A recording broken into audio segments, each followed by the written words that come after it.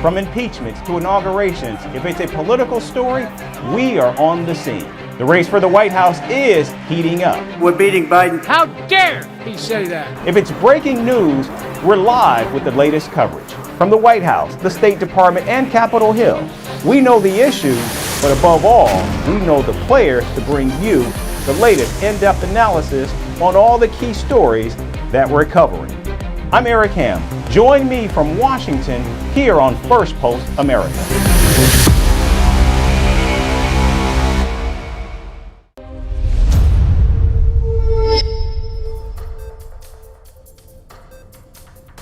Hello and welcome to Firstpost America, your global pit stop for the latest news and headlines from the United States and around the world. I'm Eric Ham, coming to you live from the nation's capital in Washington, D.C. And we'll get you a roundup of all the day's top stories, but first, let's take a look at the headlines. Hamas stuns by indicating it will likely reject the latest ceasefire deal proposed by Israel. The Palestinian group claims the draft lacks guarantees of ending the war in Gaza.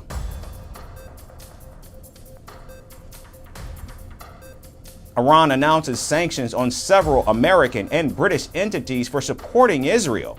Tehran says the Western entities are aiding Israel's war efforts in Gaza. A Russian ballistic missile strikes a postal depot, injuring at least 14 civilians in Ukraine's Odessa. This is Moscow's third consecutive attack on the port city. The death toll from a highway collapse in southern China rises to 48. Torrential rain and landslides also sweep away several homes in the region. And the Democratic Republic of Congo struggles to contain a monkeypox outbreak. Scientists detect a new strain of the disease in a mining town in the Central African country.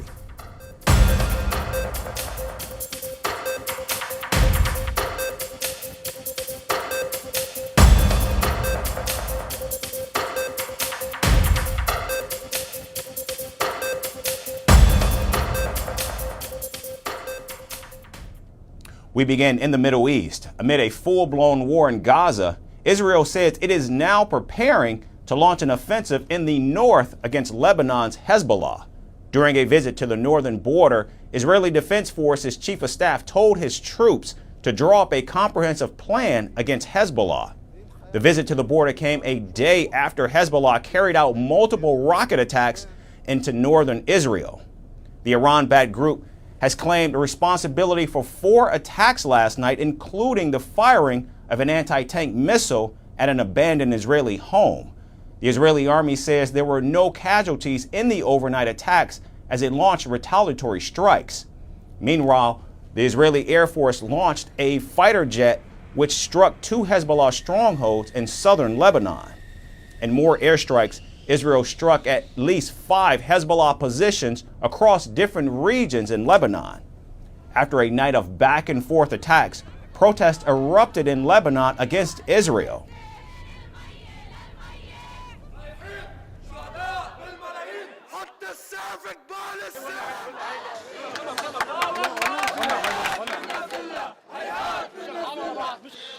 We want to show the whole world that we have not forgotten the Palestinian cause and that the young generation, which is aware and cultured, is still with the Palestinian cause.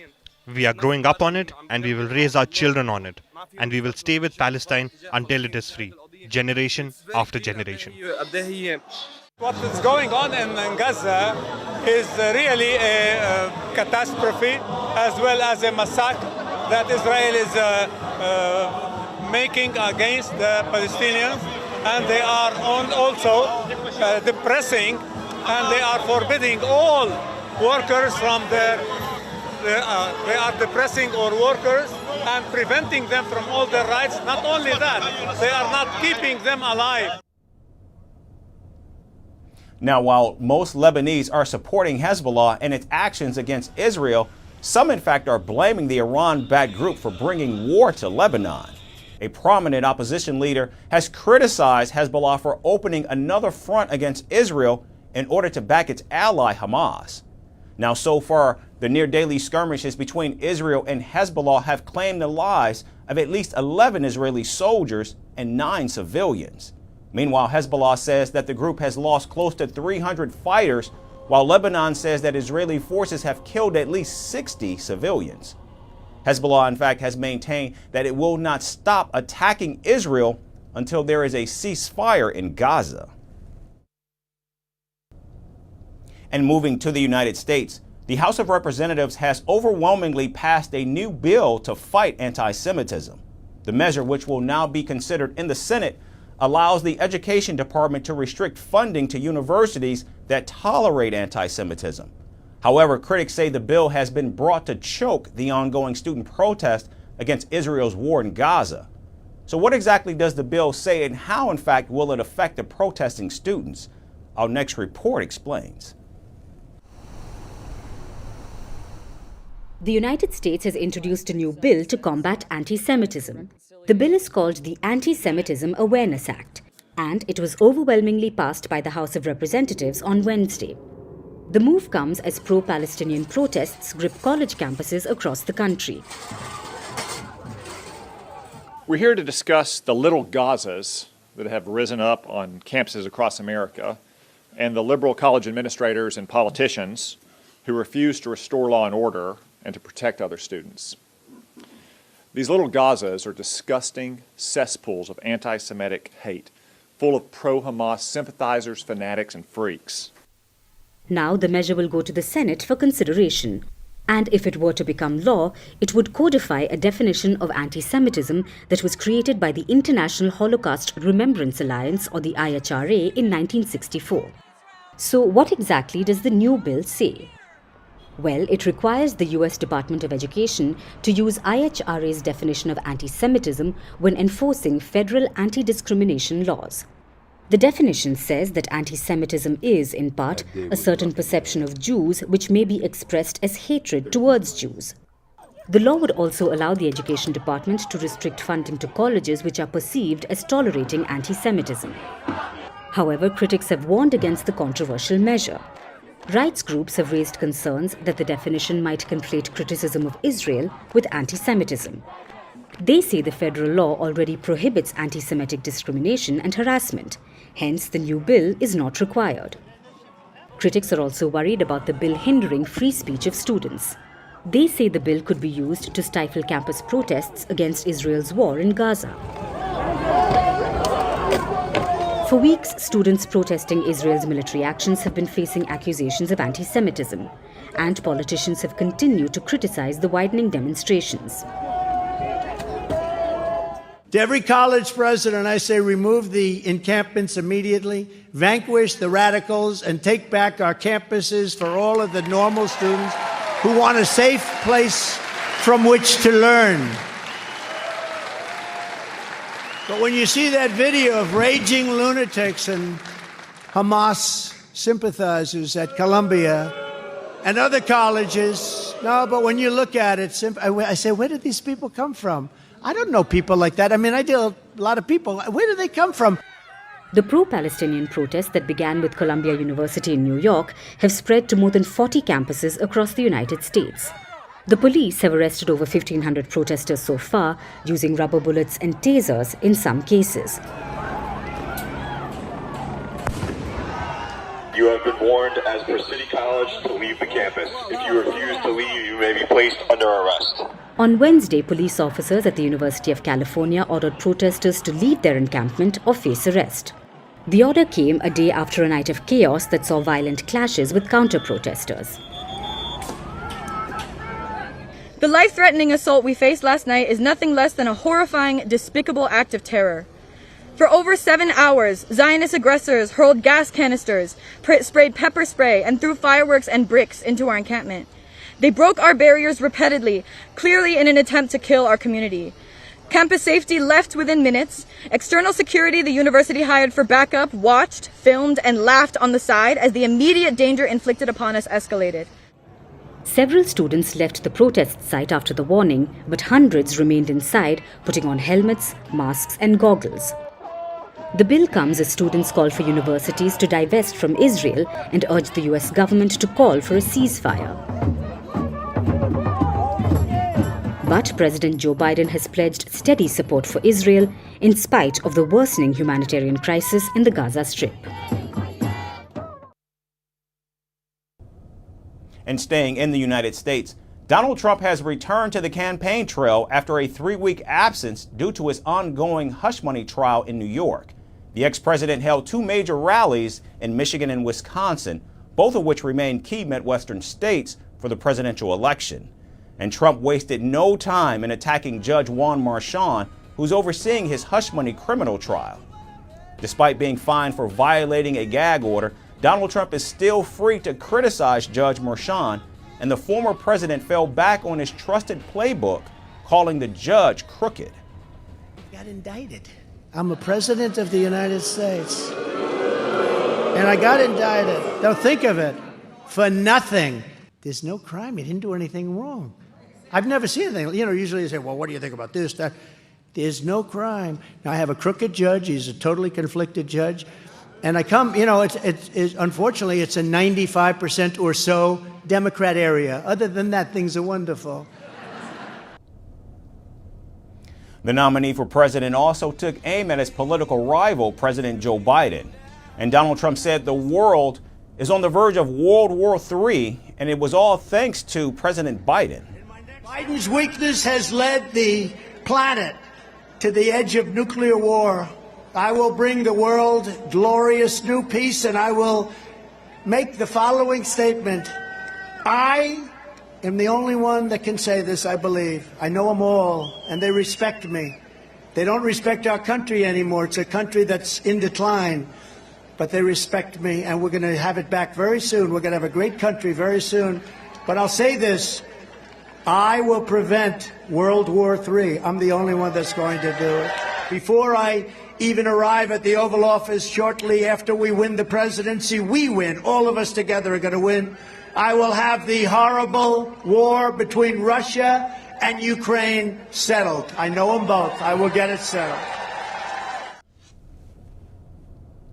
Now on issues closer to home, Trump verbally attacked universities and President Biden's handling of the pro-Palestinian protests across campuses. And you saw it last night. That's one good thing that really happened. You saw it last night because New York was under siege last night. And these people, they were intense. And the person that heads up Columbia University was a great school. It's been, badly damaged, I think, reputationally. But the person that heads it up, a woman, she waited so long. She was so weak. She was so afraid. She was so bad. Now, it's a whole big hoax going on, but it's a shame. And Biden should speak out. He should speak out. He should say something because nobody knows where he is. He's definitely against Israel. Now, polls show that Donald Trump and President Biden are locked in a close battle as the race for the White House inches towards November. However, as the former president returns to New York for the hush money trial, it is now advantaged President Biden, as Donald Trump will have to deal with his historic criminal proceedings confronting him. And shifting focus to the war in Ukraine, the United States has formally accused Russia of using chemical weapons as a method of warfare against Ukraine. The U.S. Department of State has also imposed new sanctions on Russian firms and government entities. Now, Washington's move aligns with testimonies from Ukrainian troops who claim to have encountered irritant chemicals while fighting Russian forces. Substances designed to disperse demonstrations are used against our troops. These are substances that have certain effects on our soldiers, namely irritating the mucous membrane of the eyes and causing vomiting and dizziness. And that's why soldiers started addressing medical forces in order to get assistance.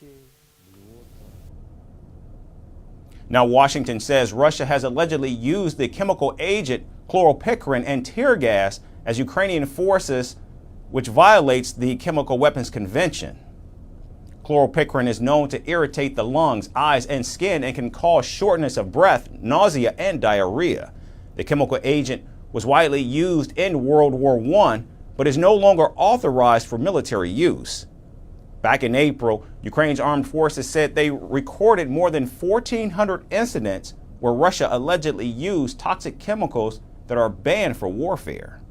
We began to see an increase an increase of cases in quite serious and tangible quantities. And I will tell you that today we have recorded more than 1,400 instances of the use of chemical substances. In majority of cases, these are UAV dropping on the contact line where personnel are in positions. But we recorded 2/3 of the total 1,400 in the last 6 months. That is, the usage has increased over the past 6 months and is increasing every month. Now, Russia has repeatedly denied using chemical weapons. And in its latest statement, the Kremlin has called the accusations completely baseless and unsubstantiated. We have seen the news about it. As usual, these announcements are groundless. Russia was and remains committed to its obligations in respect of international law in the sphere mentioned. In fact, earlier, Russia also denied allegations that its army had stockpiles of chemical weapons, but the U.S. government believes otherwise. Amid the back and forth on allegations of chemical weapons usage, new sanctions have been announced as part of a wider effort against companies and individuals for their support of Russia's war in Ukraine. These firms and figures are from multiple countries, including China, Azerbaijan, Turkey, Belgium, and the United Arab Emirates. Now, regarding the rules of engagement, this is not the first time that Washington has warned Russia against the use of chemical weapons. A month after Russia launched its invasion of Ukraine in 2022, President Biden said that NATO would in fact respond if Moscow used chemical weapons in Ukraine. Just last April, foreign ministers of the NATO member nations said Russia would be met with severe consequences for using chemical, biological, and nuclear weapons.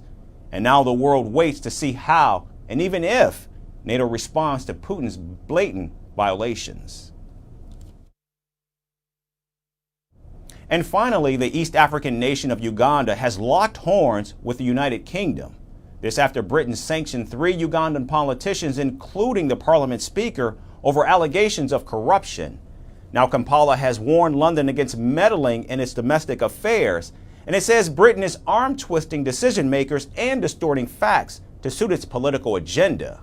So what is, in fact, the latest corruption scandal to hit Uganda, and why is Britain sanctioning individuals overseas? Our next report explains more. The East African country of Uganda is at loggerheads with the United Kingdom.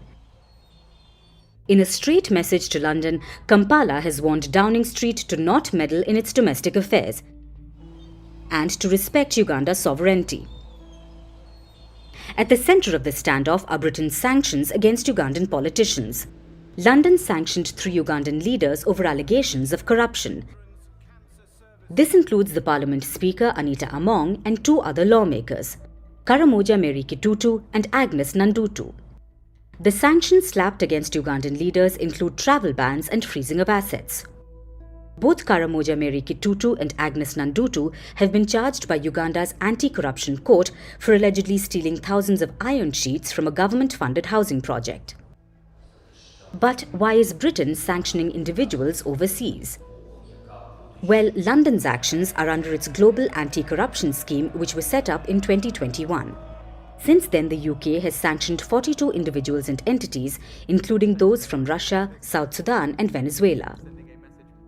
Now, Britain believes the Ugandan Parliament Speaker also profited off the housing project. London says its decision to sanction the Ugandan lawmakers is aimed at sending a clear message against corruption. Britain's Deputy Foreign Minister Andrew Mitchell said, "Taking aid from those who need it reflects corruption at its worst." But Uganda says Britain has other motives. It says London's sanctions against the Ugandan speaker are not linked to corruption, but a response to anti-homosexuality laws passed in the parliament. The East African nation adopted one of the harshest anti-homosexuality laws in May last year. The law contains provisions that make aggravated homosexuality an offence that's punishable by death. This was strongly criticised by the West, including Britain. The Ugandan parliament is accusing Britain of arm-twisting decision-makers and distorting facts to suit its own political agenda. For now, Kampala is rallying behind its parliament speaker, saying that no regulatory, investigatory and disciplinary institution that deals with corruption found the speaker among culpable. So it says the allegations are vendetta-driven. That's our show for today. We thank you so much for tuning in. We hope to see you right back here again tomorrow. Thanks again for watching.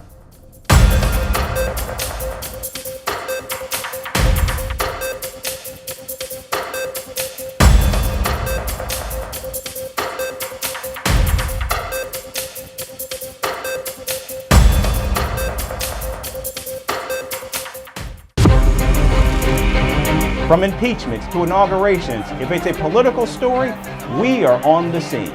The race for the White House is heating up. We're beating Biden. How dare he say that? If it's breaking news, we're live with the latest coverage. From the White House, the State Department, and Capitol Hill, we know the issues, but above all, we know the players to bring you the latest in-depth analysis on all the key stories that we're covering.